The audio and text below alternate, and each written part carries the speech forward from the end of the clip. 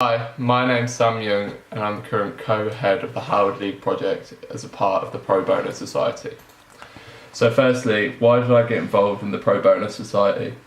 Well, as a law student I wanted to help people, but also I thought it would help my law studies, as it's a lot of legal work. Particularly the Howard League project, because criminal justice is a hot topic at the minute, and also to get that first-hand experience of being able to go into prison was something I really wanted. And so in my first year I actually went on 3 prison trips and was awarded the Pro Bono Society Achievement Award. So then when I went and applied to be on committee, basically what I wanted to do was a lot of the same sort of stuff, but my own little twist. I wanted to go into a bigger variety of prisons, including women's prisons, which is something we hadn't been able to do in my first year, and also more of a variety of speakers, because I felt that we could really expand that, and that was definitely a lot of potential there. So my expectation was, when I got the handover document from my predecessors, it seemed that if I just followed that it would all be fine. However, in the next couple of slides we'll realise that probably wasn't the case. But my main feelings was a lot of excitement of just getting to meet other like-minded people, a lot of people involved in criminal justice, and also trying to get more involved in the other projects as part of the committee and helping those project heads as well. So the main challenge I found was the admin side of it, because when I'd been in first year and was just going on the trips, really all I had to do was an application form and then just get on the minibus, and that was all I had to do. However, in second year as the head of the committee, what I had to actually do was all of the admin side, all of the behind the scenes stuff that you don't see when you just come on the trip. So that involved a lot of stuff such as emailing the prison, which is quite difficult because they're not necessarily very responsive to students. Also then when you actually get a trip, talking to taxi companies and trying to arrange lifts. And then you've got to talk to your GenSec to make sure, especially if you're going out of the county, that you've got the specific forms from the student union done, and then the treasurer to release the funds. And then once that's all done, you then have to talk to your members to obviously get people on the trip. So a lot of that was quite overwhelming, quite surprising at the start, and something I didn't necessarily expect.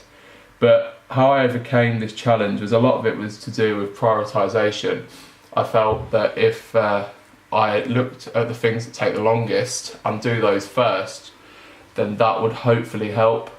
And I found that did work as well. That links into organisation and just doing it early. So at the start of the year, when you're not particularly busy, that I felt was the best time to do a lot of the legwork.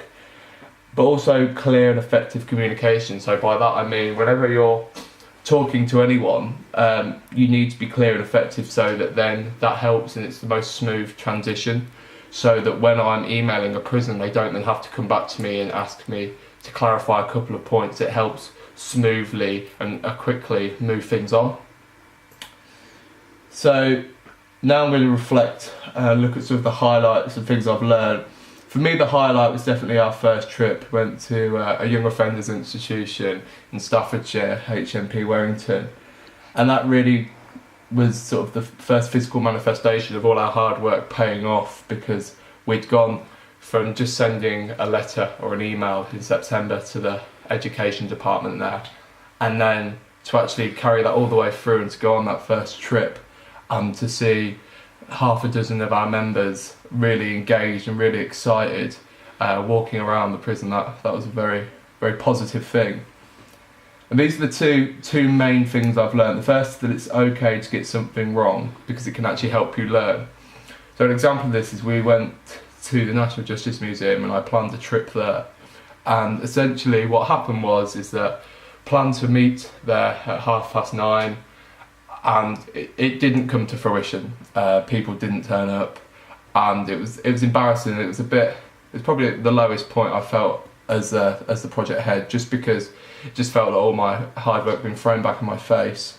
But what we actually learned from that was we had a change of approach. So what we did was we decided that we were going to get the money off the people before the trip started, days before, so that then if the worst come to worst and they didn't come, we still had their money, and so we weren't left out of pocket. We also decided that we would make them send us a confirmation email 24 hours before the trip, so that we could try and know our numbers as best we could before we got there.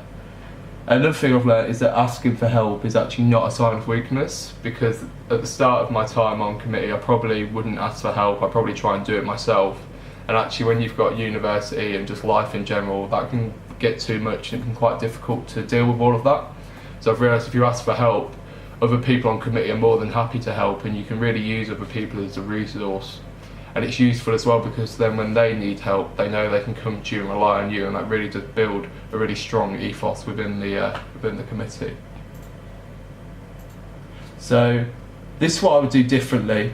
I think I would start even earlier. So by that I mean, when I started emailing and writing to prisons, I started in around July time, which meant that because of how long the process takes and the vetting process takes, by the time we actually started in September, we didn't actually have any solid trips booked. And so what I would try to do is probably start around now in March, so that by the time the summer comes, you've got the trips sorted, and then when you come in September, you can really hit the ground running. Also, I tried to work closer with other projects because I felt that they had contacts with different people that maybe we could have used to our advantage, and we didn't necessarily do that, which is a bit of a shame. Looking back, that would have probably been something to really just bring the committee a bit more together, and also the society as a whole, and that would be very positive to do. And the final thing I would do is I would change our advertisement, because a lot of what we did was lost in the emails that law students and other students around the campus get. And I don't feel that we got the amount of numbers and people coming on our trips that we did, certainly in my first year, but also in previous years. So I would try and change that to hopefully just bring as many people in as we can, and then that would hopefully have a positive effect on the project and also the society. So that's all from me, and thank you for watching.